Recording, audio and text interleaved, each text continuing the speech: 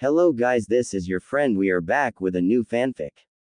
What if Naruto awakened as the White Fox God after being ignored by Kushina, Part 1.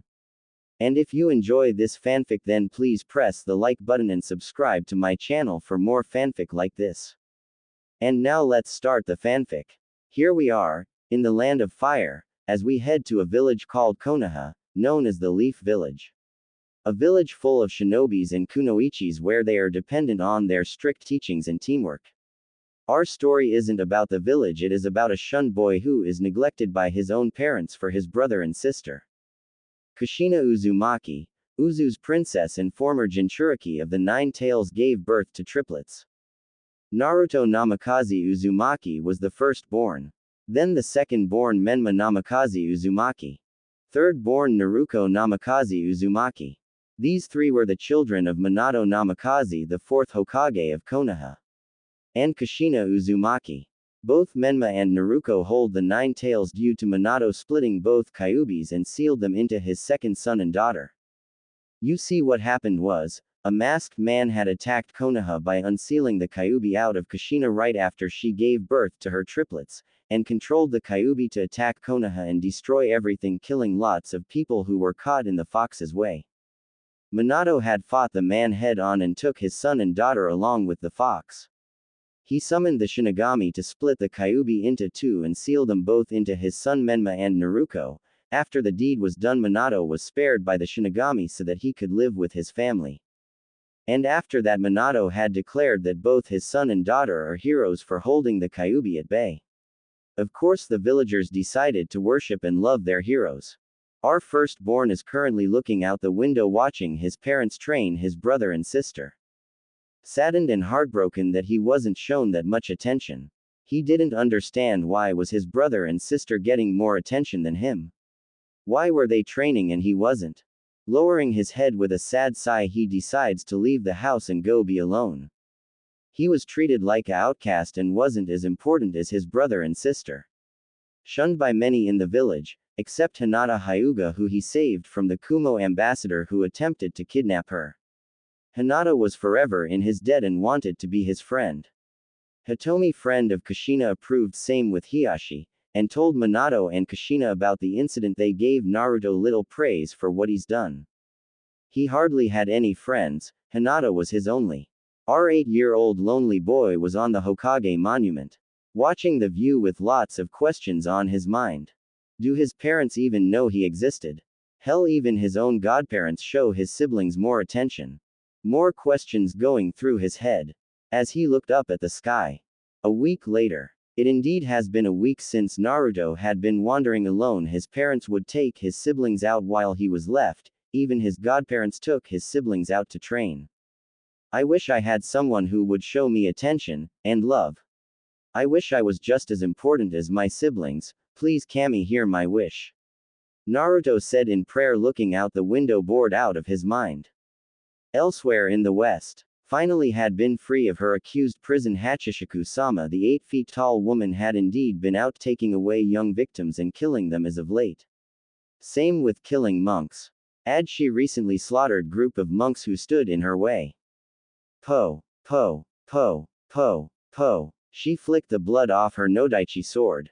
She raised her hand as a white bubble glowed around her fist and hit the air, making it crack, causing a tremor to hit directly at a monk temple, destroying it on the spot.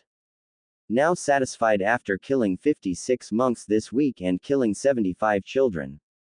Hachishiku-sama looked up at the sky looking confused. She's never felt confused, her gaze was fixated on the east. As if something was calling her, a presence calling her, a disturbance that told her that a young presence calls her. Why was this unknown disturbance calling her? And it seemed childlike. That confused her greatly. A child presence wants her. Does this said child even know what she is? Deciding to sheath her sword, she decides to go to the east and see her suspicions and see this child. Po. She decided to walk and head for the east. Back in Konoha. So what's the plan for the kids, Minato? Asked Jiraiya his sensei, who is a Sanin. Well, for their birthday I plan on making Menma the clan heir. You still taking Menma as an apprentice? Asked Minato with Jiraiya nodding and smiling. Of course I'll take the brat as an apprentice. Jiraiya beamed. Perfect. Knowing Tsunade just may take Naruto as an apprentice and teach her. Minato said while both him and Jiraiya smiled along with Tsunade who smirked. Kushina at this point was with Menma and Naruto treating them to ramen. The Sandaime Hokage Sarutobi Hiruzen looked at them with disapproval on his aged face. Ahem. He said with the three now turning their attention on him. Minato, what about your firstborn? Your son Naruto. What do you have planned for him? The old Kage said frowning. Naruto. I nothing really, he's not ready to join his brother and sister yet. Answered Minato with the Sandaime releasing light ki. Whatever do you mean not ready? Surely he should be ready. The Sandaime asked frowning. Sensei. Menma and Naruto has to be trained, they both hold the Kyuubi within them, Naruto doesn't, hence why me and Tsunade Hime are training them. Cut in Jiraiya with his sensei now glaring. So just because they have the Kyuubi within them Naruto still can't be trained. Sarutobi said with a piercing glare with both his students and Minato feeling shivers down their spine from the professor's stare. Sensei, please hear us out on why me and Minato are doing this. The great Toad Elder foretold a prophecy that is about to unravel and both of Minato's children are in the center of it. We have to train them for the sake of the village. The great Toad Elder foretold that a great evil will come from the west and start a conquest here in the east, and it is up to Menma and Naruto together to fight this great evil that is about to come and change things here in the east in its own image. Jiraiya explained, defending him and Minato, but Hiruzen looked livid. So you're basically neglecting Naruto for his brother and sister. And how do you know if the prophecy does come true? Hiruzen still with a glare with the three wincing. Sarutobi, I know you don't like this any more than we do, but it's for the sake of the village if not the world. Someday we will focus on Naruto's training, right now we have to focus on his brother and sister. Minato said, hoping the Sandaime could see reason. Unfortunately the Sandaime stood up with a look of disappointment on his face. You better pray to Kami that Naruto doesn't wind up becoming scorned because of your idiocy, Minato. You too, Jiraiya. What says you, Tsunade? Surely you wouldn't go through with this. After all, Naruto is your godson too. Hiruzen said with disappointment in his voice, with both men looking like they've been slapped in the face. Sarutobi sensei, as much as I don't like this either, but think about preparing Naruto-chan to face this great evil that is coming. Tsunade said with the Sandaime glaring at her. I'm ashamed of all of you. I'm sure Mito Uzumaki and your great-grand-uncle and great-grandfather would be very ashamed of you, Tsunade. I don't know what Kushina would think, but Mito would be disappointed in her also. If Orochimaru hadn't turned evil, he would have agreed with me on this. Said Sarutobi Hiruzen as he walked out the office, unable to see their faces, leaving them shocked. Minato felt conflicted about this, having heard what the Sandaime said and that he wouldn't agree to their plan. Was he doing the right thing? Kid, don't worry. Sensei will come around, just give him some time. Jiraiya assured. Minato looked down, nodding slightly. The next day, Naruto would be sitting with Hinata. Both sitting on a field alone looking at the sky. Naruto-kun, are you okay? Hinata had asked. She didn't need her Byakugan to see through his mask, which she is aware he is wearing. I am fine, Hinata-chan.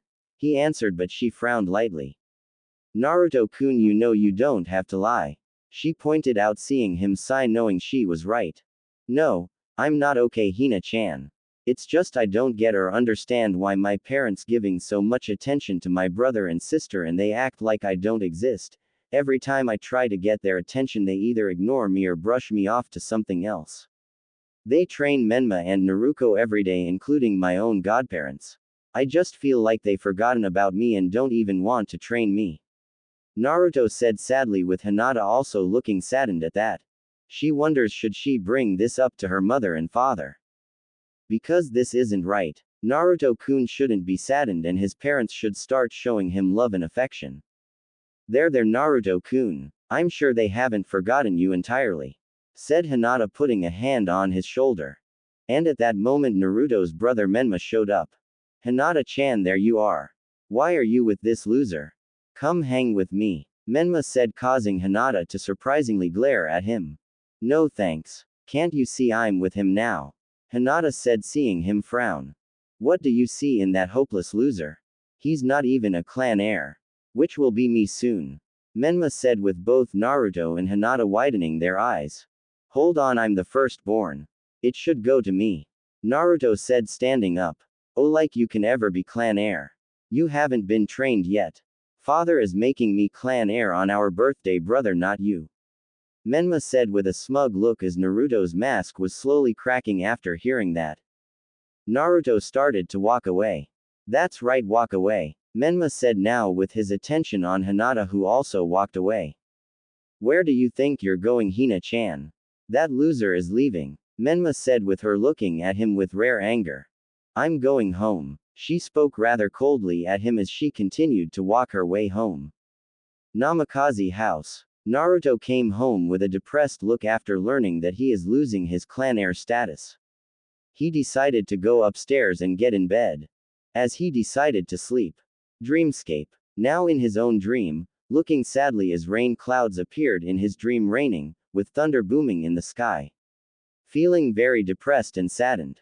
That was until it stopped raining, looking confused. He heard a strange sound he has never heard of before. Po, po, po, po, a voice chanted. Raising a brow and looking more confused, he stood up from his position and followed the source of that sound. Po, po, po, po, po, po, po, po. When he got there, he saw a wall hedge, and behind it was a tall woman, wearing a straw hat as she opened her dark blue eye, meeting eye to eye with Naruto. Naruto couldn't believe how beautiful she looked. She's huge. Who is she? Thought Naruto, and was wondering why was this very tall woman in his dream. The tall woman walked around the wall hedge for Naruto to get a better look at her. She was so tall and slender, long black hair, white morning dress billowing in the wind. She wore sandals. Her chest looked very large, it rivaled Tsunade's bust but way bigger than Tsunade's. Po, po, po, po, the tall woman chanted as she walked towards Naruto with a warm smile on her face. Naruto didn't seem frightened or scared of her, it was like he could actually trust her. What is your name, little boy? Said the tall woman. Naruto. Naruto Namikaze Uzumaki. He answered. You seem like a nice boy. She said, looking at him. Why are you in my dream, miss? He said with her, stopping him, putting a finger on his lips to quiet him. My name is Hachishiku-sama Naru-kun. She said, moving the finger away. Do you have any friends? She asked, seeing him have a downcast look. I only have Hinata-chan as a friend. I don't have that many due to them being my brother and sister's friends now. He said sadly, making her frown. Tell me, Naru-kun, do your parents ever notice you? She asked, seeing him shake his head. No, they focus solely on my brother and sister, and plan to make my brother Menma the clan heir when it should be me since I'm the firstborn. He said, seeing her raise an eyebrow with a frown on her face. I sense neglect, so they favor those two over him. This is the boy I've received this disturbance from, he's the one. Hachishiku-sama's thought. I will see you soon, Naru-kun. Hachishiku-sama said as she started to vanish. Wait, where are you going? When will I see you again? He yelled, but she vanished. Who was she? And why was she in his dream? The next day. It was the triplets' birthday, as there was a big party held in the Namikaze household. For the Menma Namikaze Uzumaki and Naruko Namikaze Uzumaki. Lots of presents given from other clans and whatnot. It was then Minato had announced Menma as clan heir. Naruto was in window with a sad look after hearing that as he decided to walk away from his window. Worst birthday ever. Hinata and her mother arrived, who looked to be pregnant, carrying her little sister Hanabi. Kushina walked up to them. Hitomi-chan. Hinata-chan. Welcome to the party. Here for Menma and Naruko's big day. Kushina said with a smile as her friend surprisingly glared at her. We aren't here for neither of them, we are here for Naruto-kun. Said Hitomi, who was very displeased with her friend after Hinata had told her what happened. Naruto. Why are you here for him? She asked with Hitomi's glare increasing. It's his birthday too, you know. So it's true that you do favor your other son and daughter over him. Says Hitomi with disgust written on her face, with Kushina looking shocked. Wait a minute, Hitomi, it's not like that. I love all three of my children, said Kushina, hoping her friend doesn't think that way about her. If that were true, then why are you not defending Naruto's right to be clan heir? Said Hitomi, said with anger, with Kushina flinching and looking away. Hitomi-chan, please hear me out, Kushina decided to say, but was cut off when Hitomi spoke again, walking past her. You disappoint me, Kushina, and you call yourself a Uzumaki. We are getting Naruto and taking him somewhere special for his birthday, since this party is about your favorites. Hissed Hitomi, with Kushina looking hurt by that. Watching. Hitomi-chan, wait, pleaded Kushina, who started to go after her friend and try to explain. As soon as they got into the house, Hinata decided to upstairs since she knew where Naruto's room would be. Naruto-kun, it's me. Hinata would open the door and only saw the room empty, but she did spot a note on his bed. Walking over to it, she picked it up and began reading it, only for her eyes to widen and tears shed as she immediately ran out his room, running past Kushina and her mother. Hinata-chan, her mother said, seeing her daughter run past her crying, as she decided to go to the room to see what made her daughter run like that, as she saw the note and picked it up, reading it also, only for her to widen her eyes. Hinata, wait, screamed Hitomi. Hitomi, what's going on? Kushina asked, only to receive a slap from her friend, shocked that her friend slapped her. This is all you and Minato's fault. Because of both of your actions, your firstborn son is running away. Screamed Hitomi, who ran after her daughter as Kushina looked worried and widened her eyes as she looked saddened. What have I done? Kushina thought, running to go alert Minato. With Naruto, he couldn't take it anymore. He couldn't stand to live there at his family's house and decides to run away. What did it matter if he did run away? It's not like they are going to care anyway, since they're so focused on his siblings. He would keep running. That was until he heard that sound again. Po, po, po, po, po, po, po, po, po, po. He stopped in his tracks as he turned and saw Hachishika-sama in the alleyway. Widening his eyes, he couldn't believe she's actually here. And that she's real. Ready to go, Naruto-kun, she said in her soft voice. Yes, was his reply, as she let out a hand, waiting for him to accept it. He slowly walked towards her hand, getting ready to accept it. Not that far from him, Hinata had made it and saw him with a very tall woman she has never seen before. Naruto-kun, she yelled, running towards him. Only for her to be too late, as he grabbed a hold of Hachishika-sama's hand as the two instantly vanished, shocking Hinata. Naruto-kun, screamed Hinata. Having took Naruto away from Konoha, Hachishika-sama is taking the boy somewhere special on his birthday. Where are we going, Hachi? Naruto asked, with her carrying him. To the amusement park, for your birthday. Have you been to one? She said, looking down at him, seeing him shake his head, which of course she knew his parents doesn't seem to involve him into anything. Well, you and I are going to have plenty of fun on your birthday. Hachishika-sama said with a warm, gentle smile on her face. As they suddenly reached to the amusement park, as Naruto widened his eyes at the amount of rides, games and other fun stuff such as animals, clowns, but there is one problem, there is no one at the amusement park but Naruto and Hachishika-sama. Funhouses, balloons everywhere, snack bars. Naruto looked really excited as Hachishika-sama smiled and giggled as the two walked to the first ride. The merry-go-round. The two would also be on a trolley or train with a monkey wearing a train conductor hat. As Naruto sat close to Hachishika-sama, with her putting her arm around him, which he liked.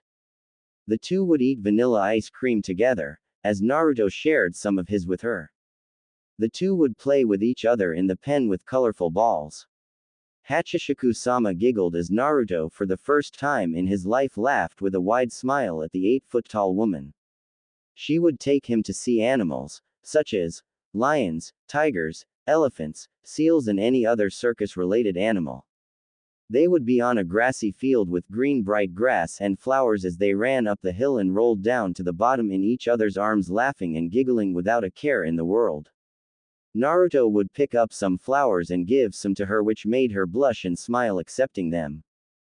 Hachishika-sama would piggyback Naruto on her back, running across the grassy field. Naruto exclaimed, with Hachishika-sama now tossing him up in the air as she caught him, seeing that he liked that. Now they are eating ice cream and cake as she put some candles on the birthday cake. As he smiled looking at the cake, this was the best birthday ever. Blow out the candles, Naru-kun, make a wish, said Hachishiku-sama. I wish I could stay with you, Hachishiku-sama. Naruto shouted as he blew all his candles as she cheered happily smiling. Both him and her are eating the cake with more ice cream. And later on at night, it was the fireworks being set as her and him sat together on the field watching the fireworks. He leaned up against her, as she had her arm around him smiling with a faint blush on her cheeks. Naru-kun, she spoke softly. Yes, he replied back looking up at her. Do you know why your parents are neglecting you over your brother and sister? She asked, seeing him lose his smile. I don't know really. Every time I ask when could they train me, they would ignore me, even and look the other way. Same with my godparents, but one night I overheard them mention about preparing Menma and Naruto up for some kind of challenge or prophecy. He said, having remembered how he eavesdropped on his parents that one night. Hachishiku-sama was silent hearing him explain, but then her eyes widened slightly when he mentioned a prophecy. So they neglected their firstborn over their other children and is preparing them for this prophecy. It seems she will have to send her spirit form into the summoning realm to research what prophecy. But she has a hunch that all three of Minato and Kushina's kids are involved in it, or maybe only one of them. She focused her eyes on Naruto for a bit. I just want to be just as important and special as my brother and sister, he said, looking downcast, not aware of Hachishiku-sama's shadowed expression and did not see her evil wicked smile. Oh, those fools, they do not realize they casted away their only hope. Who could possibly be in the center of this prophecy? Hachishiku-sama said in thought as she had a very evil plan growing in her mind. If she plays her cards right and influence Naruto in her own image, she could help him with his revenge and let him give all who wronged him hell. Eren, Naru-kun, if you want to be as special and important as your siblings, I could help you with that, said Hachishiku-sama, with him now looking at her with hope in his eyes. Can you? Naruto asked as she nodded with a warm smile. Of course. It's what I do, Hachishiku-sama said with a bright smile. Really? Awesome. I get training. Naruto cheered happily. Oh, this is just too perfect. All I need to do now is let the hate for his family and everyone who wronged him grow within him, push him to vengeance, and maybe torture his own family with great vengeance and furious anger, she said in thought with a hidden sadistic smile. When do we start? Naruto said, too excited. Oh, we will start very soon, Naru-kun. First let's find us a place we can call home, she said, carrying him in bridal style. Oh yes, this was definitely going to be fun. Her and Naruto-kun together. She will help him and make him her ideal of a young partner and mate. He's a little too young for her to mate with her. Maybe when he's like 12 then she can start, but first she must train him and empower him with enough power to crush his siblings and watch as his mother, father and godparents witness true vengeance and the fear to victory. She can hardly wait to hear the agonizing and blood-curdling screams. Oh, how doomed the elemental nations are. Now in the Hokage office, Minato along with his wife Jiraiya, Tsunade, Hitomi, Hinata and Hiruzen, even Makoto came. Shizune was currently at the Konoha hospital managing it for Tsunade. Everybody calm down. How did this happen? Minato says, wondering what possessed Naruto to just get up and leave. Hiruzen just glared at Minato. Hitomi had told him what happened and gave him the letter. How did this happen? For someone who's a leader of the village and very smart. You don't even know your own son. Hitomi hissed with Kushina flinching at her tone. Even Minato winced. Hitomi-chan, please, Kushina said, trying to reason with her best friend. Quiet, Uzumaki-san. Because of you and Minato, Naruto-kun is gone with some stranger, hissed Hitomi. Wait a minute, what do you mean gone? Why would Naruto leave on his birthday? Asked Makoto Uchiha.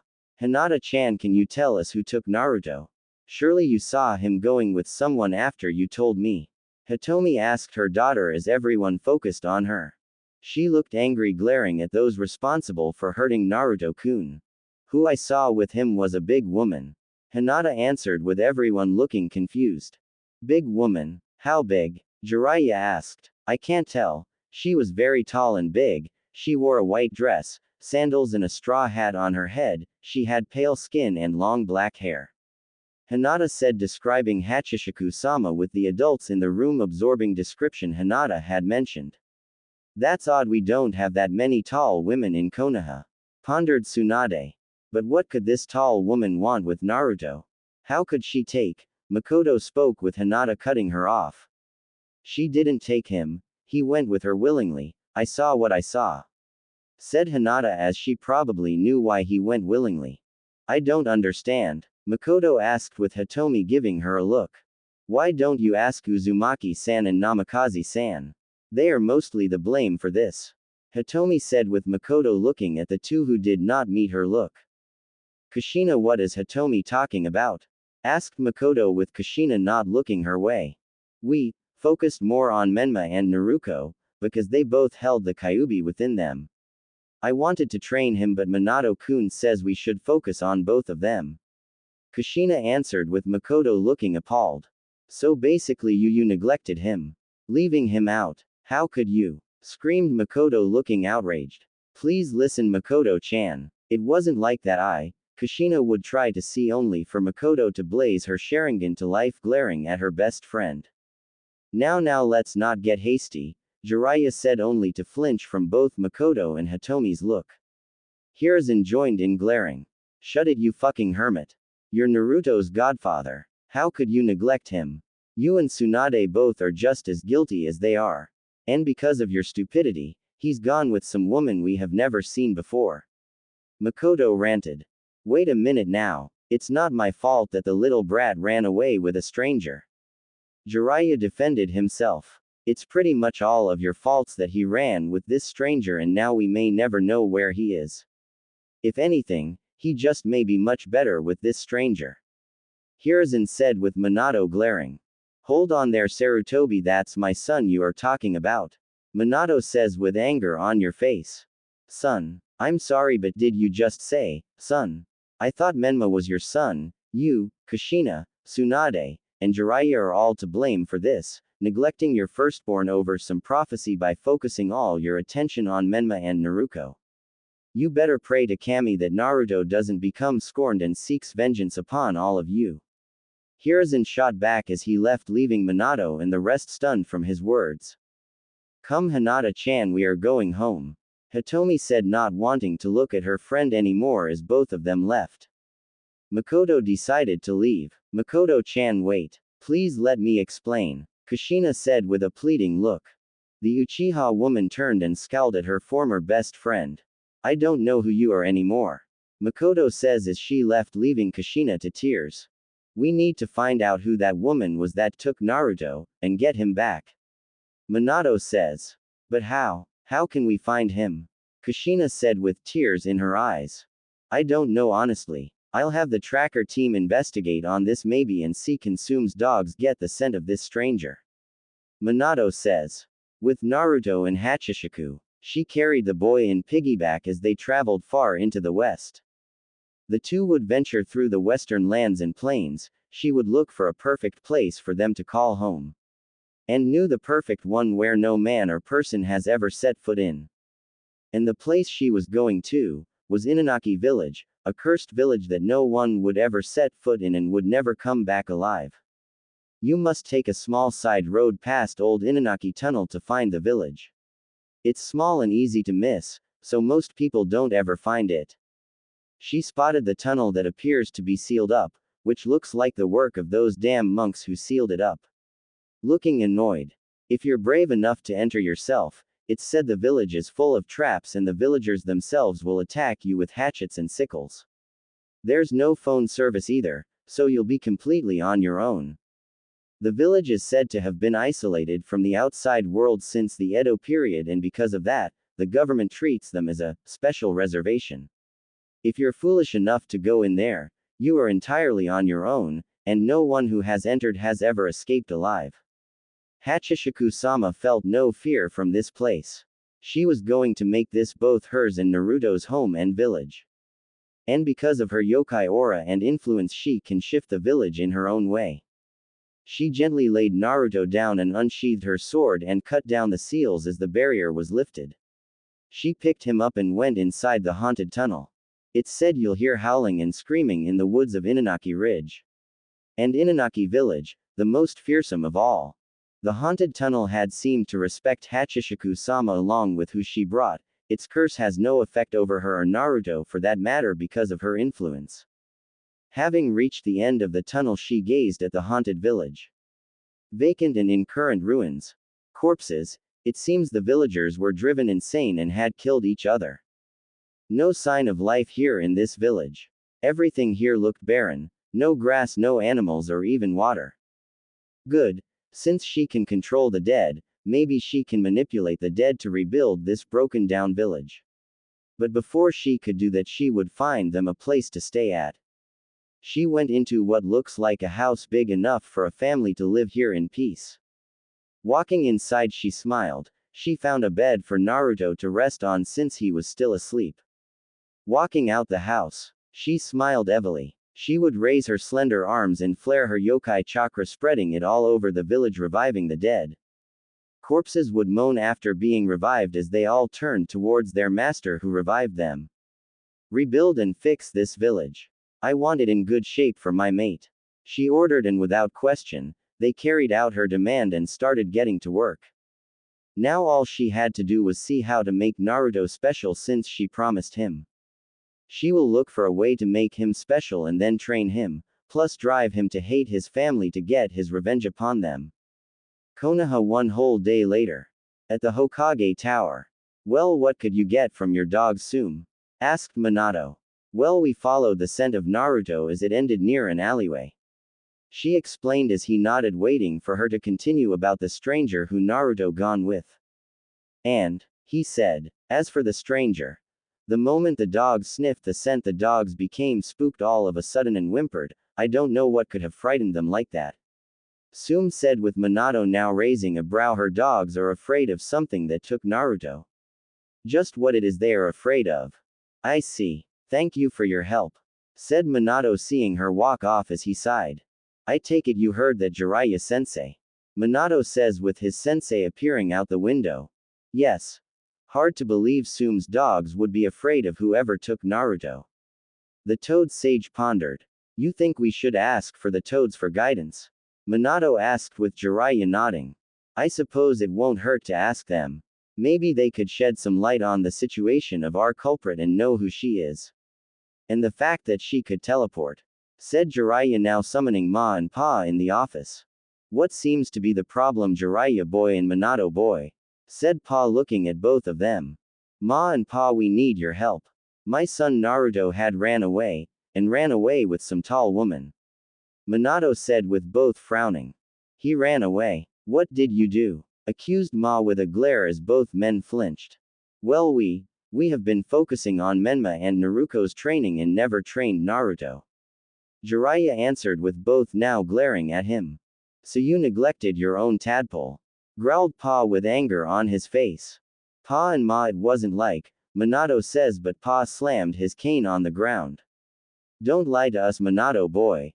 Because every time Jiraiya mouths off about Menma, not once did we hear him say anything about Naruto. And we suspected something was wrong. How could you two focus on your other two tadpoles and not your first one? Yelled Pa, looking ready to beat them. Because of the prophecy the great Toad Elder foretold. That a great evil from the west will come and change the fate of the shinobi world. I believe that Naruto and Menma are also in the mix of this, so we decided to train them how to harness their Kyuubi chakra. Jiraiya explained with both the toads looking more angrier. And you both thought it was okay to just cast Naruto boy to the side and focus your full attention on both of them. Yelled Ma with them looking away.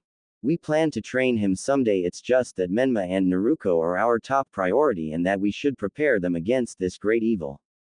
Said Minato, flinching from the looks both toads sent him. And pray tell us who did Naruto boy ran off with? Since we could tell he felt like he wasn't as important as his siblings. We are so disappointed in both of you. You can forget having Menma sign our contract. Said Pa with both of them looking shocked. What? Why? I had promised Menma that I would take him as an apprentice and teach him the way of the toads. Jiraiya asked, looking shocked. Because that boy isn't worthy of being taught and trained by us. He's clearly arrogant. Naruto deserves to learn from us. But you idiots destroyed that by making him run away. Now tell us, who is this stranger he ran off with? Surely you know who the culprit is. Shouted Ma. He ran off with some tall woman. From what Hitomi's daughter mentioned, she was very tall, pale skin, she wore a straw hat and a white morning dress and some sandals and long black hair. Jiraiya had answered as both toads who listened suddenly lost color on their skin hearing the description of who that culprit was and had looks of fear. He went with her, said Pa with wide eyes full of fear. Minato and Jiraiya noticed how fearful both toads were. Her. Do you know who she is? Asked Jiraiya. Of course we know who this is. And she's not someone we should cross or anger. She was supposed to be imprisoned.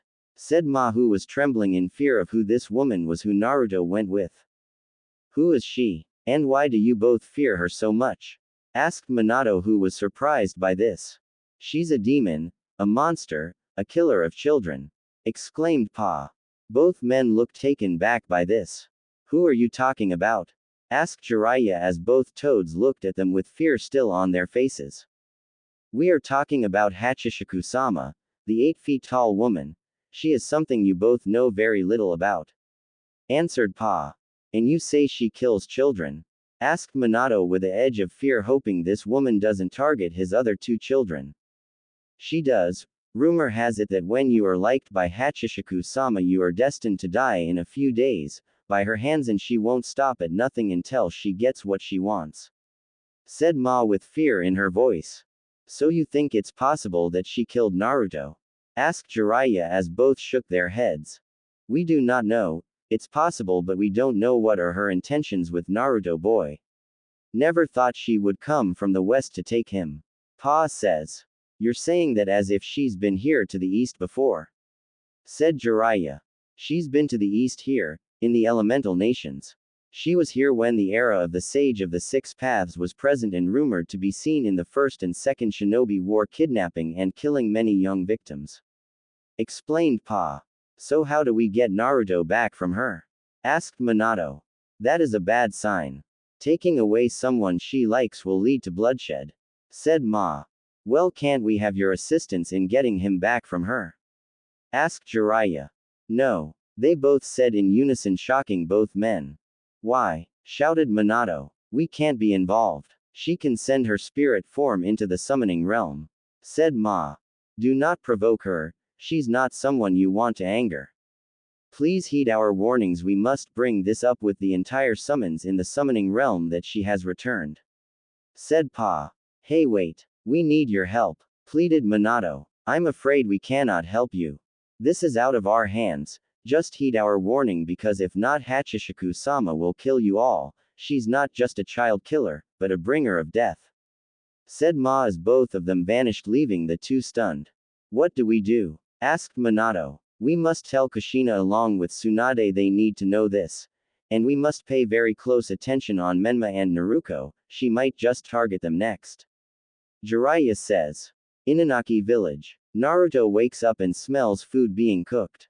He noticed he was in a house, meaning Hachishiku-sama found a place. He found her in the kitchen cooking pork ramen since she had leave the village to hunt a boar and bring water and the ingredients to cook ramen. Era. You're up, Naru-kun, she said with him coming towards her sitting on a chair as she brought him his bowl of ramen. He smiled and started eating as she sat by him eating hers. So where are we, Hachi-chan? He asked. We found our own village, Naru-kun. We both own it and we will be living here for eternity. She explained. Awesome. So I can be my own cage. He said with a smile. Exactly. And when we get the chance, I'm going to make you as special as your siblings that I promised you. She said with him beaming at that. I can hardly wait. He said beamed. That worthless idiot. Growled Menma. He ruined everything. He added in frustration. As Naruto looked at her brother, who is blaming on their way other brother Naruto who ran away. He ruined our birthday party. I hate him. Ranted Menma while Naruto looked away from him, ignoring his ranting. as she looked out in the window with a sad face. I'm sorry, Naruto. She thought, only hoping that her older brother will be okay. With Minato. He went with WHO. Screamed Kushina, looking pale and frightened for the boys she neglected. Minato and Jiraiya told her of who her son had went with willingly, and told not just Kushina but Tsunade as well, as both women were shocked. Hachishikusama, muttered Tsunade as she recalled how her great-grandfather and great-grandma Mito told her the story about Hachishikusama. We must get my baby boy back. She shouted. She feels horrible for what she had done.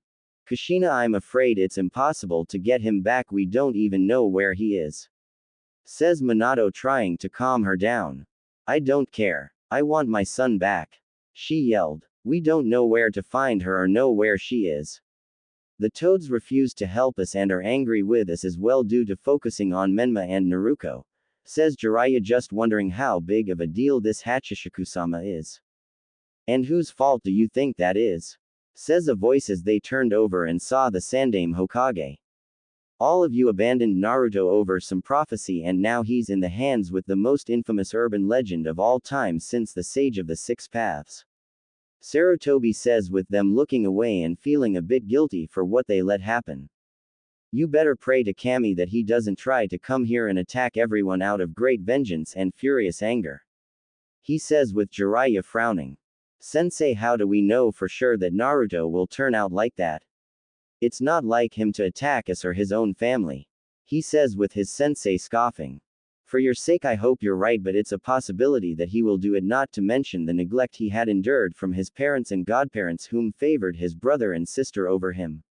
Sarutobi would say as they looked down, with Kushina looking close to tears. She called herself a mother and she neglected her firstborn over her other son and daughter. She has a feeling Mito Uzumaki is probably watching her from the heavens with a look of disappointment and disapproval. She has to make things right and make amends for ignoring and neglecting her little boy. So what do we now? Asked Tsunade. We cannot do nothing. We will have to accept that Naruto is gone forever. We don't know if the Hachishikusama killed him or not. Minato would say that was until he was met with a stinging slap to his face. So you're just gonna forget all about your firstborn? Abandon him to an urban legend? Kushina yelled, ready to beat the hell out of Minato. Kushina, face it, there is nothing we can do. He's gone and could be probably dead. We have to move on and focus on Menma and Naruto. Hachishikusama could target them next if we don't keep a watchful eye on them. He says while her eyes narrowed. You don't care about Naruto at all, do you? She accused. That's not what I'm saying and you know that. He said with defense. Bullshit. You claim he's already dead and just accept the fact that he's gone so quickly. I don't believe it. She says with anger. Oh, and what makes you think Hachishikusama did not kill him?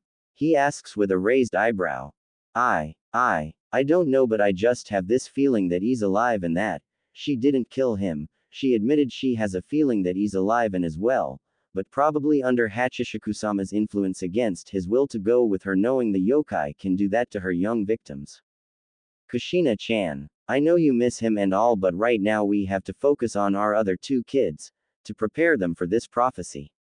He says, putting his hand on her shoulder in a comforting way, but she pushed it off. Don't touch me, she hissed, walking away, not wanting to speak to her husband. Hiruzen sighed as he knew it was time to go. Minato sighed himself, wondering what will he do about this situation. Don't worry, kid. She just needs a little more time. Right now we have important things to do. Jiraiya says with Minato nodding. Inanaki village. After eating lots of ramen from Hachishikuama. The boy is currently looking at his new caretaker who smiled at him. She knew the plan to make him special, and that was to turn him into a yokai. Like she is. She grinned evilly. Her blood is the answer for all this. She grabs a knife and slits her palm of her hand, letting drops of blood fall in Naruto's tea. After letting a few drops fall in there, she healed her cut and then flared a little of her yokai chakra into the tea. Then stirs it up as it glowed a red ominous aura. The whole cup of tea did as she smiled. As she finished stirring, she brought to him. "Ah, what's that, Hachi-chan?" he asks, seeing her come to him. "It's my special tea I created. I thought you should try it." she says, handing him her cup as he accepted it and drank its contents, unaware of the wicked smile on her face. That tasted good. What you put in it? He asked. Oh, just my special ingredient, she says with a smile. At full moon it will change him, was her thoughts looking at her future ideal of a young partner or mate. Later on that night, as the moon illuminated, it was full, flaring its lunar glow and brightness as it shines down on the Inanaki village, on the house Hachishikusama and Naruto were both in. Now in bed with her, a great change had happened to his body. As his human blood had changed to yokai blood, his appearance had changed. Instead of being a 6-year-old, he had grew to the age of 15.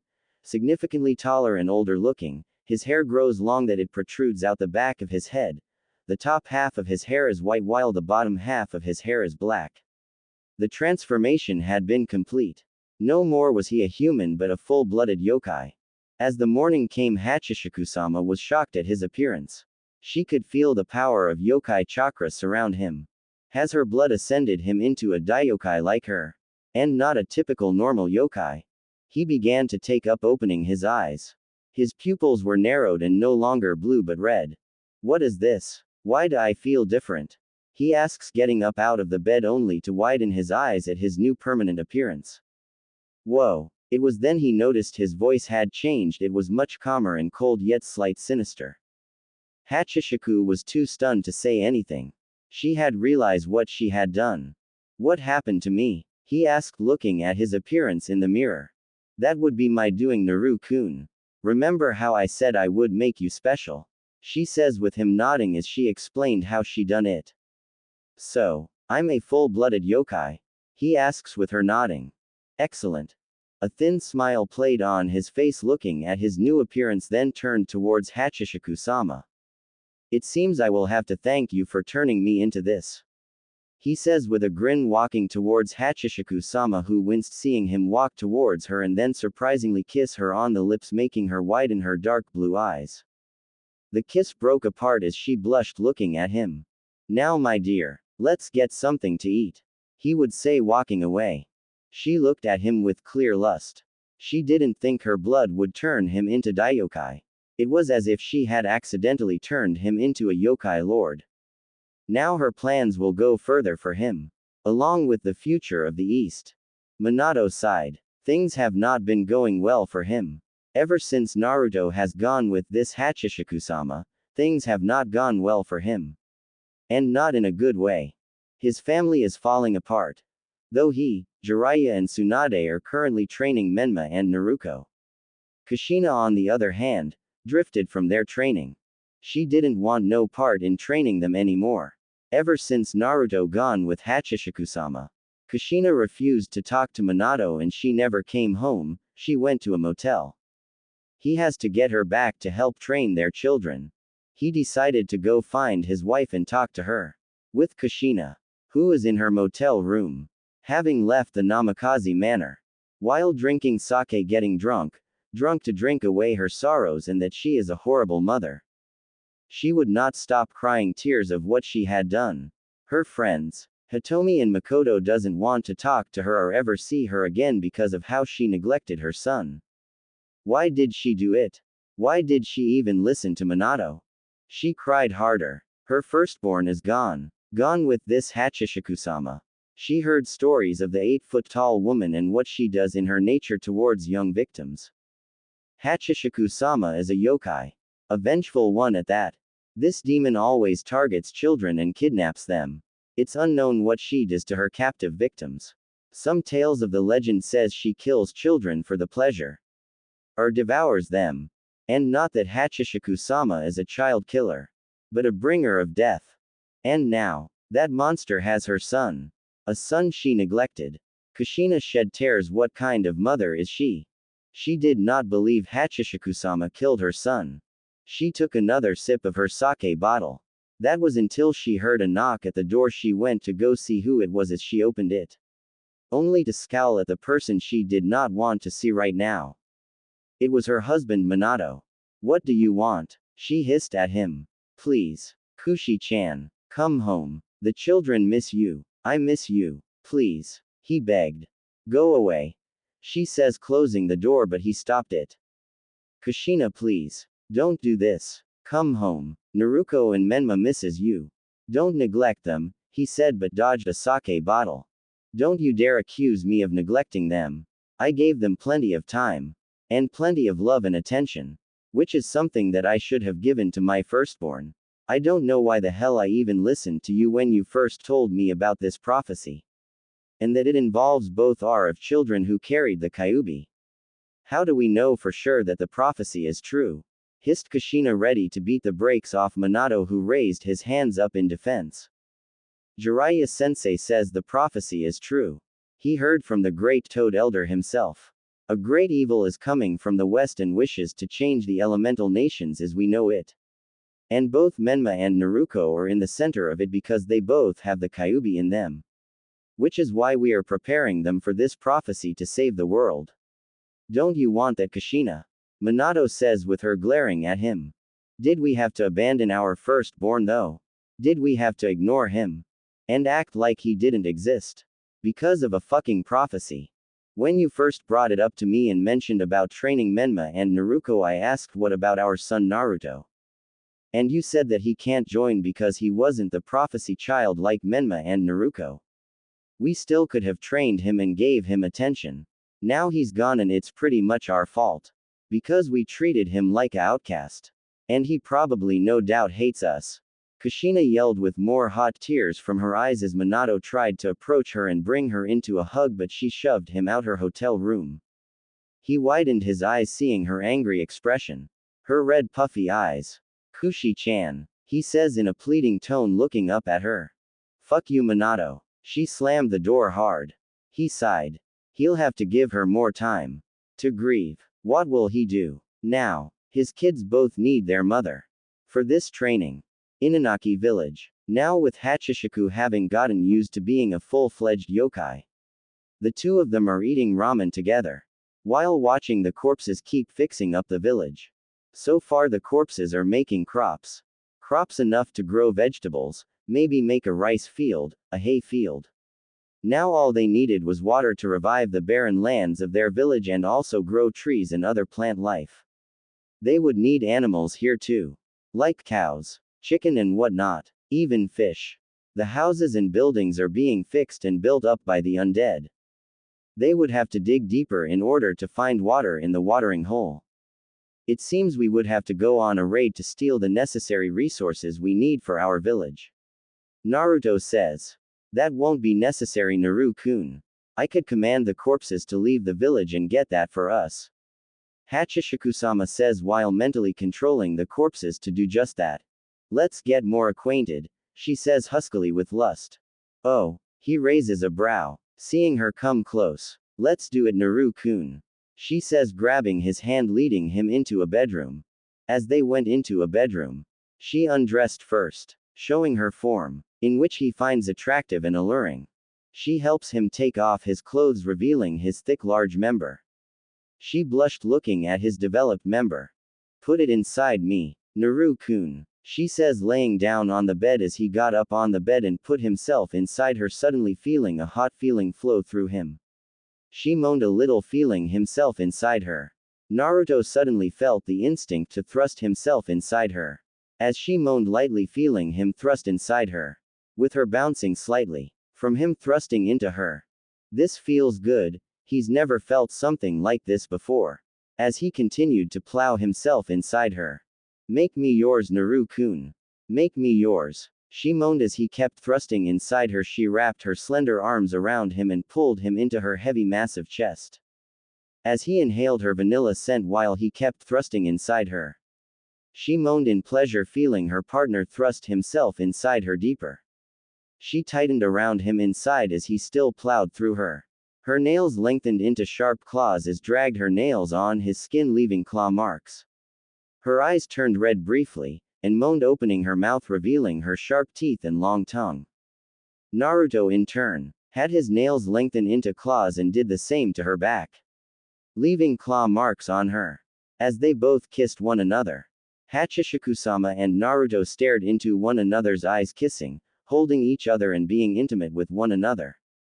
Hachi-chan. Something is coming out. He groaned. Release it inside me. Naru-kun, release it all inside me. She moaned, wanting his seed inside her. Thrusting a few more times inside Hachishiku-sama. Naruto released his first load of cum inside Hachishiku-sama. As she moaned, throwing her head back with her hat falling off her head, she could feel his sperm impregnate her womb. As she held him, held her new lover, as he too held her. The two would rest from their love-making. 4 months later. Inanaki village is recovering greatly. The grounds, the soil and dirt was no longer barren. Grass had grown, the crops had grown, vegetables, trees were slowly growing to life. Houses and buildings became good as new. The watering hole filled with water that had been dug up deep from the ground. The corpses were still working. Still putting the village in great shape. On their new mansion, stood Naruto, who watched the newly revived Inanaki village grow to life. Besides him is Hachishiku-sama, who was heavily pregnant, looking down at her stomach, rubbing it. Smiling, knowing the life that's growing inside her. Naruto looked up at his tall wife with a smile. Happy that he gets to form a family of his own. They both held hands and looked at the village that is still in progress of being revived to full life. Inanaki village 6 years later. The village has been successfully revived. Grass everywhere. Insects in the fresh soil with butterflies flying. Trees grown large and massive strong. Red spider lilies in some parts of the grassland. A waterfall that unleashes fresh pure water along with fish now in lakes and river. Forest animals in the forest waltzing. Rice fields grown along with crops full of all vegetables and fruits. Houses fully completed and restored. The corpses had been laid to rest since they have restored Inanaki village by Hachishiku-sama's order. Now that the village is restored and rich, full of prosperity to Hachishiku-sama's liking and Naruto's liking. Though, the cursed village is still cursed. Even the tunnel itself is cursed still. No one would dare come here. The monks had sealed up this village because it was haunted and cursed. But since Hachishiku-sama came here and destroyed the seal so that her and Naruto can live their lives here in eternity. Inanaki village is closed off from the western lands that Naruto and Hachishiku-sama live in. In the west there are multiple domains and other lands ruled by lords, governors and warlords. There are other demons in the west who praise after humans. Now, inside the village was the family itself who owns the whole Inanaki village. 4 children in front of their parents. The first child is a boy. Pale youth and dark hair like his mother. Blue eyes like his father. His hair is long that is tied up to a ponytail and bangs that pass his chin, often covering parts of his emotionless face. He wears a black kimono with many white anchor-shaped patterns and wears sandals. Besides the boy is his pet horse, a beautiful white horse named Madoru. His mother gave him this horse on his birthday. And what is our boy's name? Hyakkimaru Uzumaki. Next to him is his sister. Teiko Uzumaki. She has long black hair with her father's blue eyes, as she wore a trench coat the color of red and likes to ask her father was she pretty. She also likes to carry scissors and many other sharp objects. Her mouth is ear to ear as if she is smiling. With rows of sharp fangs. Besides her younger sisters, who are identical twins. Sadako Uzumaki, black hair with streaks of blonde hair from her father, wearing a white morning dress like her mother. Black eyes. Next to her is her twin Kayako Uzumaki. She was Sadako's twin sister with pale skin and black eyes, wearing a white gown like her mother, black hair with red streaks in her hair. These 4 are the children of Naruto Uzumaki and Hachishiku-sama. Hachishiku-sama still looks as beautiful as ever as she smiled down at the children she and Naruto made together. Naruto looked slightly older, wearing a black kimono with red whirlpools on them. He looked between his mid-20s or still 16. But he looks like he's in his 20s. He looked happy. For these 6 years, he loved his 8-foot wife and children. He loved all his 4 children equally. 6 years of happiness. With his own family. A family he made and created. With the person he loved the most. Hachishiku-sama. So kids. Ready for outing into the West? Naruto says. Daddy, let's go to the amusement park. Again. Sadako says. Naruto smiled at his daughter, who was in a cheerful mood. Well, Hachi-chan, should we take them to the amusement park? He asked. I don't see why not. Hachishikusama says with her children smiling. Then let us go, Naruto says as he and his family get ready to go.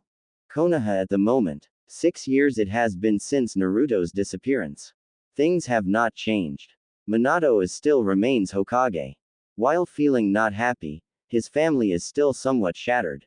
Kushina still has not returned home to be with Minato, though she has visited her kids for brief moments before returning to her hotel room. That she has lived there for the past 6 years since Naruto's disappearance. 6 years living in solitude in that hotel away from her husband. Minato had tried desperately in pleading her to come back home where she belonged and for them to be a family again. But she closed him off and refused to acknowledge him, blaming him for the loss of their firstborn. While she too was as much as blame as he was, because she should have given her son the attention and love he deserved.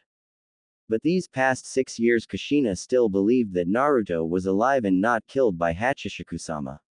She had prayed to Kami that her son is still alive and not really killed by Hachishikusama like all the legends say. Knowing Hachishikuama is a child killer, Minato sighed. He misses his wife, and wishes she could be with them. He knows both his son and daughter misses their mother. And he's done everything he could to get their mother to come back, but she refuses to even look him in the eye or even say a word to him. He tried having Tsunade to talk some sense into Kushina, but the redhead was also angry at Tsunade too and didn't want to talk to the busty blonde Senju. At least, Menma and Naruto are doing well in their training. The Toads still refused to have Menma on their summoning contract, thus denied Menma and Naruto Toad summoning and learn Toad Sage Art. Naruto did have the slug summoning contract, but that was denied too when Gamabunta told Katsuya about Tsunade's actions in neglecting her godson, as the slug boss was very furious with Tsunade's actions and did not want Naruto to sign the slug contract. Things just aren't going well for him. At least his son and daughter will be genin soon. With Menma, he glared at baby picture of Naruto. Menma was very angry at his brother and hated him. His brother ruined everything for him and Naruto. Menma was enraged when Jiraiya told him that the Toads refused having him sign their summoning contract and that he was not worthy in learning from them. He blamed his brother for that. Their mother, who never came home to stay with them, she would make brief visits and then leave. He also blamed Naruto for their mother to leave them. I hate you, Naruto, Menma says. Though not all was lost to him. He tried to get Hinata to acknowledge him and get to know him, but she refuses to acknowledge his presence. Meaning that Hinata still longs for Naruto. Must his brother take everything from him? With Naruto, she too have missed her mother, while also missing her brother. They were once a happy family. She can't understand everything has fallen apart. She tried to see Hinata one day and tried to befriend her, but the Hyuga girl shot her an angry glare. Hitomi and Makoto still haven't spoke to Kushina ever since Naruto vanished. Which means their friendship is estranged. She sighed sadly. Amusement park. Now at the amusement park where the family is. The first ride he got on was a Ferris wheel with Hachishikuama sitting beside him, who looked away from him with a slight blush holding his hands. Sadako, smiling with joy for her part, was on the Ferris wheel with Kayako. Hyakkimaru and Teiko were on another part of the wheel too. The next ride they got on were the teacups. As Hachishikuama took pictures with a camera she brought. The third ride they got on was the train trolley with the monkey, as the train conductor Naruto was sitting beside Hachishikuama with her slender arm around him, pulling him to her side, while Teiko and Hyakkimaru sat next to each other in the next seat, with Sadako and Kayako sitting on the next cart. Then they played games. The first game they played was ring toss. Hachishikuama tosses 8 rings. Hyakkimaru tossed 6 rings. Naruto tossed 9 rings. Sadako tosses 4 rings. Teiko tossed 7 rings. Kayako tossed only 5. The family had ice cream while Hyakkimaru, Sadako, Kayako and Teiko couldn't help but enjoy the sweet taste of vanilla ice cream. Sadako was too busy enjoying the taste of cotton candy, with Hachishikuama feeding Naruto his cotton candy. Hyakkimaru was eating funnel cake, Teiko was eating hard candy and lollipops, and Kayako was eating some sweets too and eating a candy apple. Sadako played with the monkey that wore a train conductor hat. Hyakkimaru and Teiko played with toy katana swords with Kayako holding a bag of popcorn watching them. Hachishikusama and Naruto smiled watching their kids play and have fun. The whole family were having a great time at the amusement park. This is great. Look at our kids, Naruto says with Hachishikusama nodding. Po. Yes. They are having fun, Naru-kun. She agreed. Nothing is going to keep us apart or ruin this family. She adds, looking at him and their children who are still playing. She will have to see what has changed in the east since they are in the west. The children are asleep, as Naruto and Hachishiku-sama are also sleeping. Hachishiku would wake up and quietly leaves her bed and bedroom as she gets ready to go visit the east. She grabs her sword and leaves Inanaki village. The east, elemental nations. Now in Konoha. It was night with a smile on her face. A dark smile. She stops by a orphanage. Looking at it, she flares her yokai power to lock the doors and windows. Then she begins to set the orphanage on fire. Setting it to blaze. She would vanish. She would then visit the Konoha hospital. Hachishiku-sama walked through hospital corridor. As she heard crying babies, she turned towards them and looked at them. The babies cried. Suddenly a dark smile crept on her face.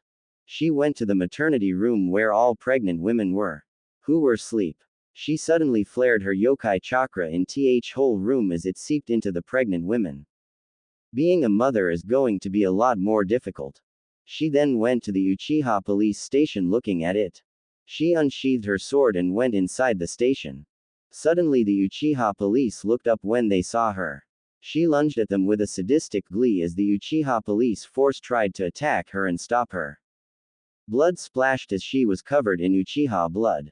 She continued to massacre and kill the Uchiha police force.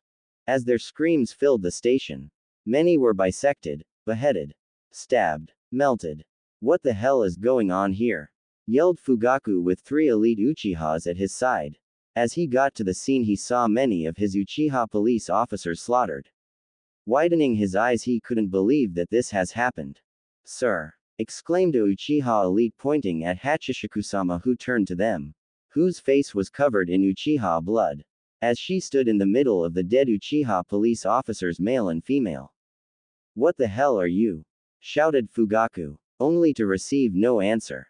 Tear the bitch apart. Fugaku yelled with rage. Hachishiku-sama smiled as she cackled as she saw the 3 come at her with swords in their hands. She made quick work of them by vanishing past them with their heads beheaded. You bitch. Fugaku weaved hand signs. Fire style. Fireball jutsu. Fugaku yelled blowing a homing fireball at Hachishiku-sama who cut the fireball in 2 with her sword as she charged at him. He turned on his Sharingan and grabbed 2 kunais. She thrusted her sword at him as he blocked with both kunais, but she was faster as she pushed him back and then hacked off his left arm making him scream in pain, then slashed down his stomach causing his blood to spray on her. She then beheaded him as his head flew in the air and then landed on the ground. After massacring the Uchiha police force she burned the station down. She headed towards Tenzo's house as he slept. Finally catching up to him now fully asleep. She stabbed him over and over and over again. As she watched him die. With a smile on her face. She stepped outside and looked at the Hokage monument. She powered up her fist as a white bubble glowed around it as she sent it towards the monument. Destroying it with an earthquake slam. She grinned at the handiwork she's done. As she goes to the Hokage tower.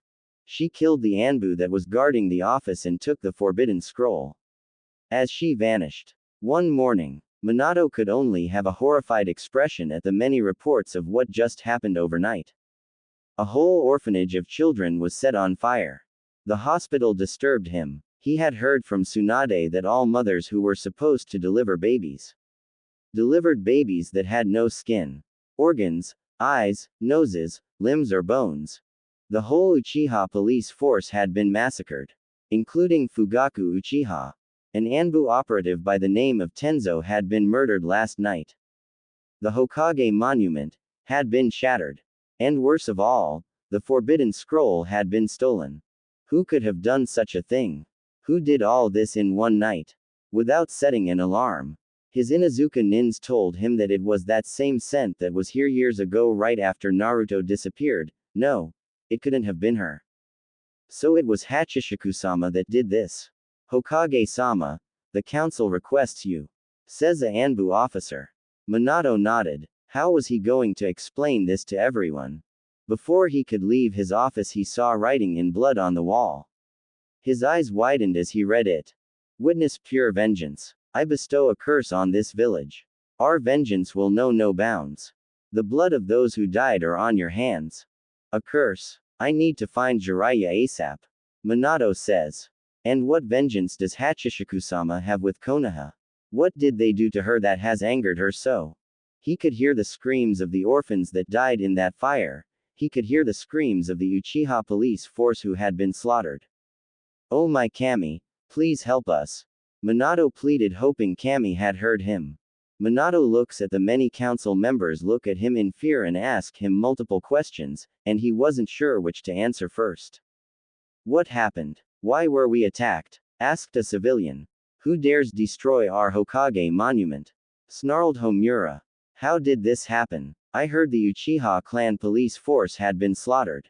Asked Kaharu, with Danzo remaining silent while silently upset that Tenzo had been killed. Makoto Uchiha, who was now taking her husband's spot on the council until Itachi had returned from his mission. When he returns, he is becoming the new clan head of the Uchiha clan. And why was the orphanage set on fire? Asked Choza. Kushina was not present. She didn't want to be by Minato or attend to the meeting. Everyone calm down. I'll ask all your questions. Minato says calmly, with everyone turning towards him. What do you think happened, Yondaime-sama? Have you investigated on who attacked us? Asked Sum. We are still investigating on how this all happened overnight. And find the culprit that did this. Minato assured, with many not believing that. Do you think it was Iwa or Kumo that planned this attack? Danzo asked. No, I'm afraid not. Though we are still investigating. He says, not sure whether if he should tell them the truth of who did all this in one night. Still, something doesn't add up. I've heard that all civilian women in the Konoha hospital gave birth to babies except they had no flesh. Eyes, noses, limbs. Yet they are alive. Shikaku says, with everyone looking pale and shocked by that. How did that happen? What did all of this? Asked Hiashi, looking at his fellow clanheads. Hiruzen was sitting in the Sarutobi clanhead seat looking at Minato with a slight glare. He noticed the man's posture and body language. There is something that Minato is not telling them. You don't think it was Orochimaru who snuck in here and did all this to you? Knowing he has a grudge with you for not becoming fourth Hokage. Pondered Inoichi, with many thinking of the snake Sanin. Possible, but it's unheard of how he exactly snuck in here and did all this without setting off alarms. Minato says, so sure, not wanting to exactly tell them who was responsible for all this. That made Hiruzen narrow his eyes. No one knew Orochimaru better but him. That was impossible. Sure, Hiruzen knew that Orochimaru is capable of many things and very crafty, but he knew his student wouldn't be dumb enough to pull such a stunt like this, especially with Anbu 2 Cage level shinobi and 2 other Sanin level shinobi around the village. Orochimaru may be downright cold and evil, but the baby incident, he knew Orochimaru had nothing to do with that. Meaning Minato is hiding something and not wanting to tell anyone who the real culprit is that did all this. Don't worry. We will mourn for those who have died last night and will double Anbu patrols to catch the perpetrator that did this. Minato says, with everyone exchanging looks at one another. Meeting is over. Everyone is dismissed. He says, with everyone leaving as he too left. With Hiruzen being the only one sitting there keeping his focus on Minato's retreating form. What are you hiding, Minato?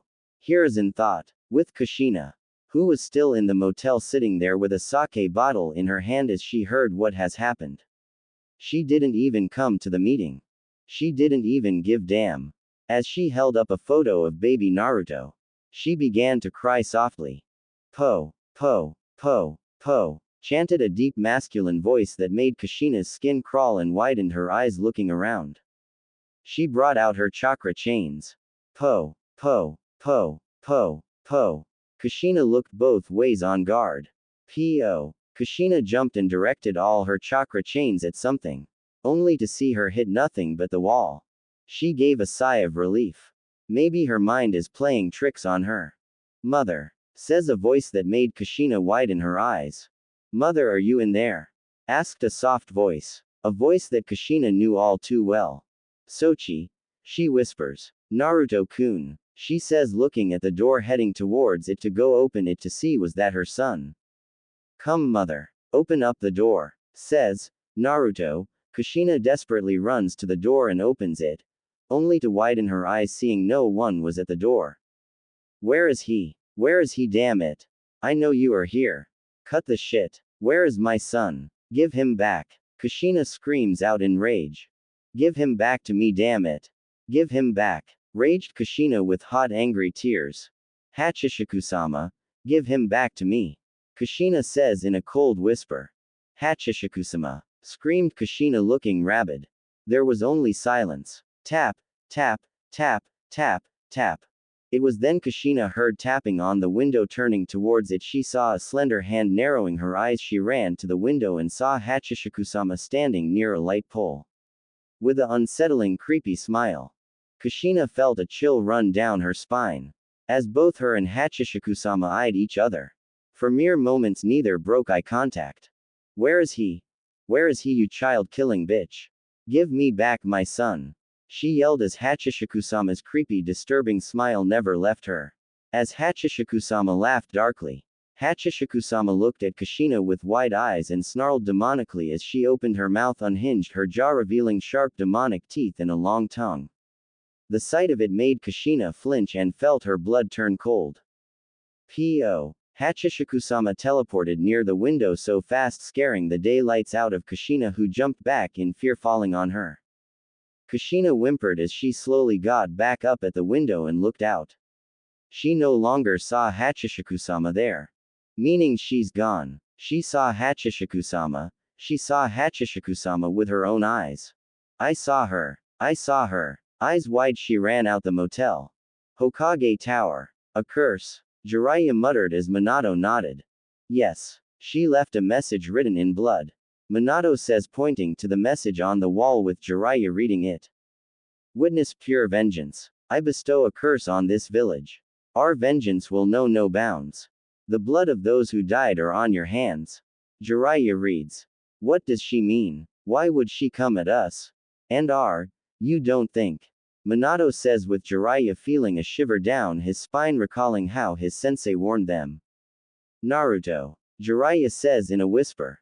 But why? Surely Naruto wouldn't side with Hachishiku-sama and plot revenge on us just because we focused more on his brother and sister. Minato says with Jiraiya going silent. Damn, he didn't think his sensei was serious when he said that Naruto just may get back at them with great vengeance and furious anger. Can't Naruto just accept that both his brother and sister are destined for greatness for this prophecy? Does he seriously have to take his jealousy at us this far? By siding with a myth? Who's a demon? Damn it, sensei, why did you have to go and jinx us? Now Naruto wants to take his anger and jealousy out on us for focusing on his brother and sister. He was not meant to be the chosen one, which is not our fault. Damn that brat. Jiraiya growled in thought. What do we do? I haven't even told anyone of who the culprit is who did this. They would not believe me if I told them that Hachishiku-sama is the one doing all of this. Minato says with Jiraiya frowning. My guess is as good as yours. The toad still refuses to help us. Jiraiya admitted. I'm more worried about this curse Hachishiku-sama has placed on the village. Minato says with Jiraiya looking at him. Where are the children? Because Hachishiku-sama may target them next. Jiraiya says urgently. Kakashi is out treating them to ramen. Damn, at times like this I need Kushina's help. Minato says. She still hasn't spoken to you. Has she at least interacted with her son and daughter? Jiraiya asks. She would only make brief visits with them. After that she would leave back to her motel. I tried to console her and get her to see reason on coming back, but she won't budge. Minato says sadly. Well, hang tight, kid. Jiraiya says, going for the window. Where are you going? His student asked. Going to visit some monks or priests to see if they have any knowledge on how to deal with Hachishikusa. She must be stopped at all costs. Jiraiya says. And what about Naruto? If he really is in on this vengeance with Hachishikusa, what do we do with him? Minato asks with Jiraiya giving him a hard look. I am afraid that decision falls on you, Minato. If it were up to me, I'd probably imprison him and seal off his chakra and throw away the key. Jiraiya answered as he jumped out the window, leaving Minato alone. Naruto, are you really willing to take it this far with us? Are you that angry with us? Jealous of your brother and sister? I know we never focused on you, but please, there's no need to take it this far. Minato says out loud, hoping he could at least try to reason with his son. Inanaki Village. Naruto is currently fishing, with his son Hyakkimaru by his side, who is also fishing. Teiko is chopping wood with her chainsaw, so that they could have firewood, as she would also feed Hyakkimaru's horse Midori some hay that they grew from the crops. Sadako is watching her television with Kayako sitting beside her twin sister while brushing her hair. Ah, I see you caught a fish, son, says Naruto, noticing his son catch a really big one. Thanks, father, Hyakkimaru says, looking at his father and the fish. Fishing are we, says Hachishikusa, who appeared with Naruto walking to his wife as they both kissed each other, looking into one's eyes. Where have you been, my dear wife? Naruto says as she giggled and revealed a very large scroll. Let's just say I went on a trip and happened to have this on my hands. Hachishikusa says with a sweet, gentle smile. What is it? Naruto asks, looking at the scroll. The forbidden scroll. Me and you are going to see what lies in here. We could use it to strengthen our village and as my beloved Naru-kun. Hachishikusa says with a smile. I'm looking forward to it. Naruto says with a grin. Now having the forbidden scroll at their disposal, Naruto, Hachishikusa and their kids suddenly empowered themselves with vast knowledge of summoning, ninjutsu, taijutsu and sealed weapons. As Hachishikusa unsealed the mask of Tarakudo, as both her and Naruto absorbed its power by having as many shadow cons as they want. Even their children were granted access to the mask of Tarakudo. After the mask had been completely drained by yokai family, Hachishikusa destroyed the mask, since her family has control over all shadow cons. Now with power at their disposal, they could be unstoppable. Our family. Hachishikusa is cooking right now for the family. Teiko is currently cutting hay with her scythe to bring to Hyakkimaru's horse. Sadako is playing hide and seek with her sister Kayako. Kayako is currently looking for her twin sister. Sadako, where are you? She asks, looking around for her twin as she walked past a well. Sadako quietly came from her well, smiling that her sister can never find her here in one of her favorite hiding places. This well was her favorite hiding area. But also her television is also her hiding place, since she can go inside the television. As she quietly walked away before Kayako would notice that her sister was in that well the whole time. Hyakkimaru is practicing archery. As he finished hitting every bullseye on each target, Naruto comes into the kitchen, surprising Hachishikusa with a kiss while stroking her tall body. Naru-kun, Hachishikusa moaned, feeling him behind her. What's for dinner? He asks while leaning close on her, inhaling her ever so vanilla scent. Oh, I'm making a large dinner. Since you and Hyakkimaru-kun did some fishing, we'll be having lots of roasted fish.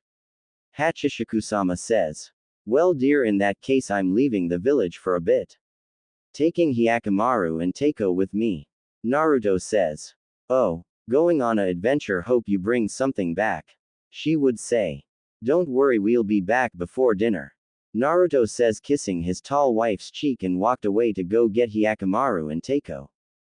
With Jiraiya, who had visited Fire Country's temple of monks and priests, to try and get any knowledge on Hachishikusa and how to stop her. Welcome, how may I help you? Asked a head monk. Hello, I am Jiraiya of the Toads. I'm sure you've heard of me. Jiraiya introduced, with the head priest raising a brow. And just how may I help you? The head priest asked. I need some information about Hachishikusa. I want to know how to defeat her or kill her at least. Jiraiya asked, with the head monk frowning while having a grim expression that Hachishikusa is brought up. Killing Hachishiku-sama is impossible. No man or monk has ever succeeded in killing her.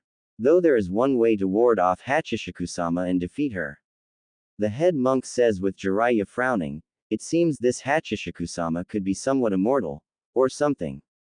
And what is this one thing? Jiraiya asks. A Jizo seal statue, the monk replied. A Jizo seal statue. What does it do? The toad sage asked, now interested, hoping this could be the answer to their problems. It would seal away Hachishiku-sama, or the very least ward her off from her young victims. The monk replied. Do you happen to have any? The toad sage asked. We only have 2 just in case the 8-foot yokai so happens to return, because last I checked she was sealed away by monks in the West decades ago.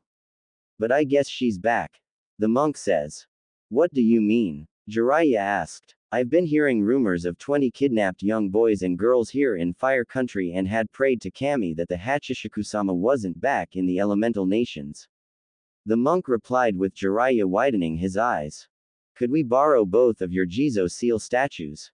I need them to capture Hachishiku-sama and seal her away. I have to protect my godchildren. Jiraiya says with the head monk frowning. I see. So your godchildren has been targeted by Hachishiku-sama. The monk said with Jiraiya nodding. Yes. Both of them are liked by Hachishiku-sama. Jiraiya lied, even though he was unsure if Hachishiku-sama was going to target Menma and Naruto. Very well. Take good care of them. They are the last ones we have, and be well. The head monk says, giving Jiraiya the 2 statues.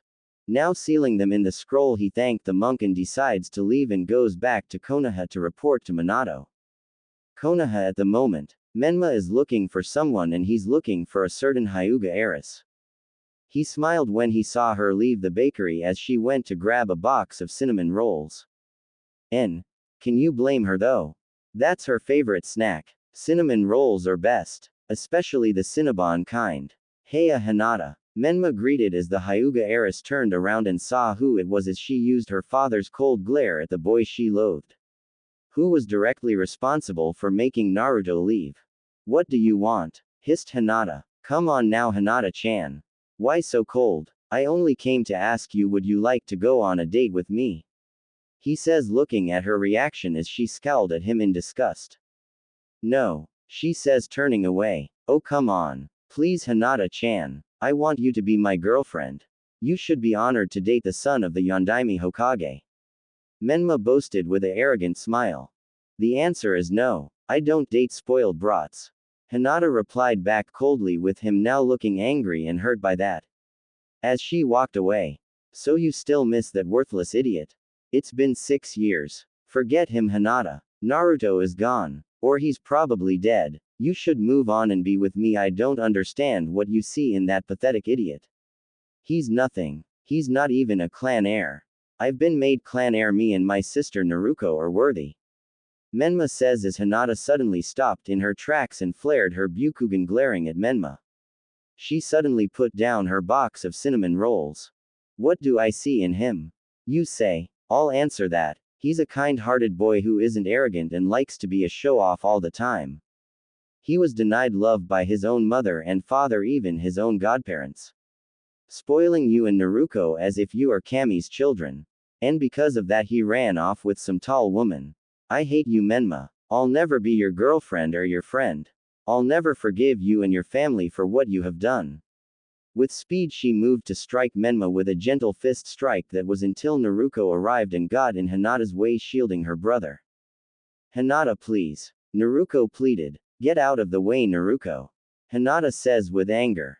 Please wait. Listen to me. I know I have been somewhat responsible for my brother to leave, but please don't do this. It's not worth it. Please don't hurt him. Naruko pleaded with her brother, scowling at her, seeing that his sister is saying it's her fault that he left. It's his own fault that left. Hinata glanced at both Namikaze's siblings with anger. As she counted to 10 to calm herself. As she looked calm but glared at the two. Fine. But know this. If he keeps this up, he'll be put in Konoha General Hospital. Hinata turned away, picking up her cinnamon rolls and left. She won't hurt me. Menma says as Naruko turned around and slapped her brother across the face. What the hell was that for? He yelled, rubbing his cheek. You know exactly what it was for. For being in. You're lucky I was able to talk some sense into her from pounding your dumb. Naruto hissed. I could have handled her. Besides, she's going to be my future wife someday. She has to learn to move on and forget. Naruto is dead. She doesn't need him anymore.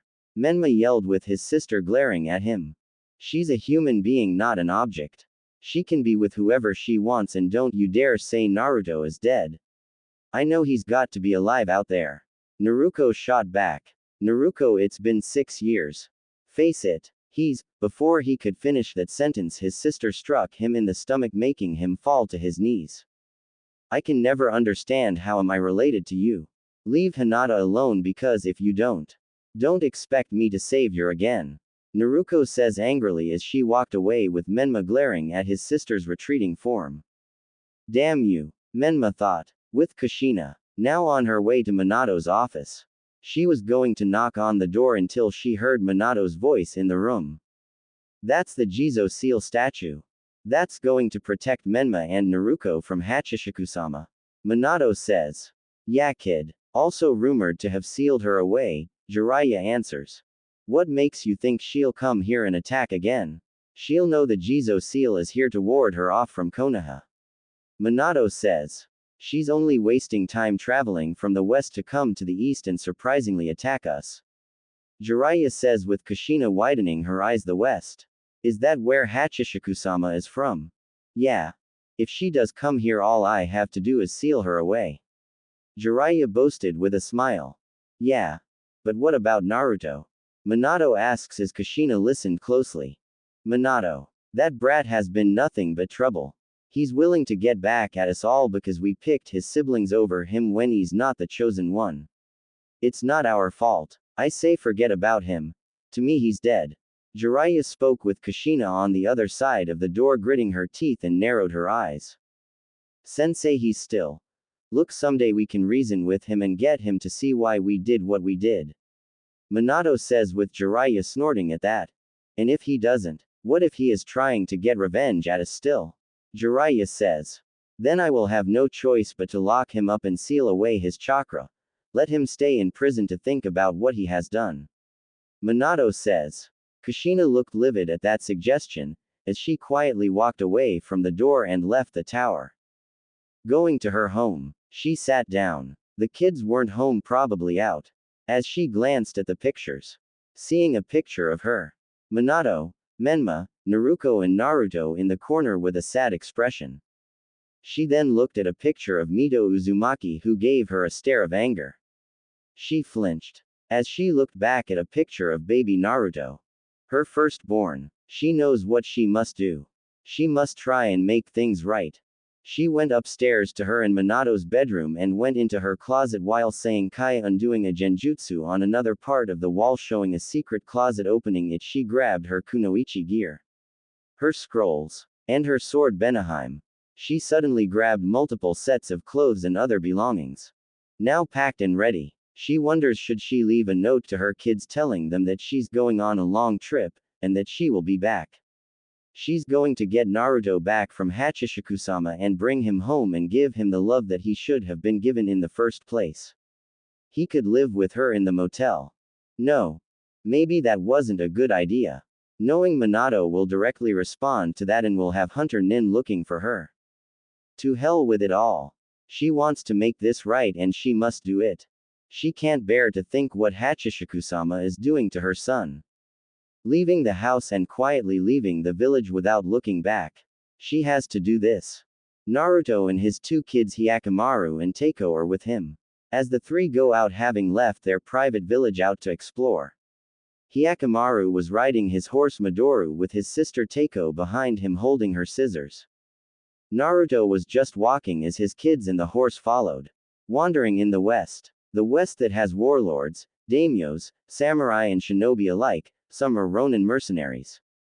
Demons too often attack at night. There are some demons here in the west that attacks humans day and night. Dragons too, along with mythical creatures and great demons. There are other Daiokai like Hachishiku-sama. Yet Naruto is one as well. Right now there are wars going around in the west.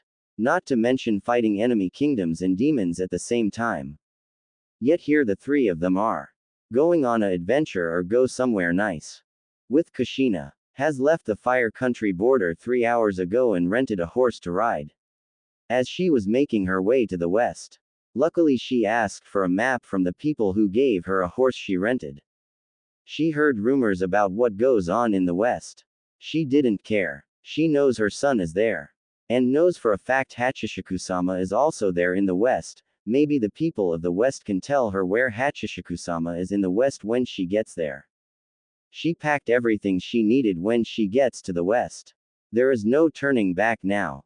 She has to make this right. She must bring her son back and make amends. Maybe try to get Naruto and Menma to open up to their brother and bond with him again. As for her husband, Minato. Hopefully if she comes back with Naruto, she is going to reason with him one last time. Stop this prophecy bullshit. It's the reason their family fell apart and yet he refuses to see that.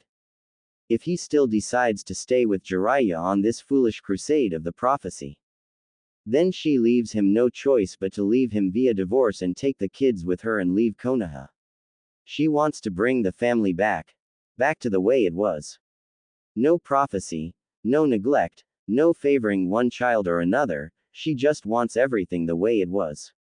And if he wants to throw it all away for a prophecy, then so be it. She leaves him and takes her kids elsewhere for them all to be a happy family and will love them all equally. She'll cross that bridge once she finishes her mission. I'm coming, Naruto Sochi. I'm going to take you home and defeat that child-killing monster even if I have to die trying. Kushina thought with conviction as she rode on her horse faster. As the horse kept galloping heading to the west, which is very far, far away. Back with Naruto, with his two children as they traveled northwest. It was then Hyakkimaru, who was still on his horse, looked around with his eyes. He sees multiple red signatures, which means there are evil corrupted humans who shed innocent blood. What's up, Hyakkimaru? Naruto asked his son, who noticed the look on his son's face. As Teiko followed his line of look, the three peek from the bushes and sees a group of villagers along with a group of samurai holding torches. And looks at them burning down houses.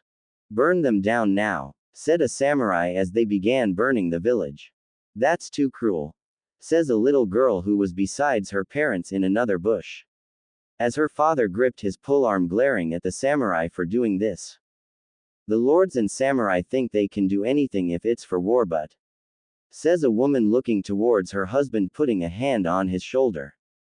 Please, not anymore. The wife pleaded her husband, who have a look of resignation, and sighed.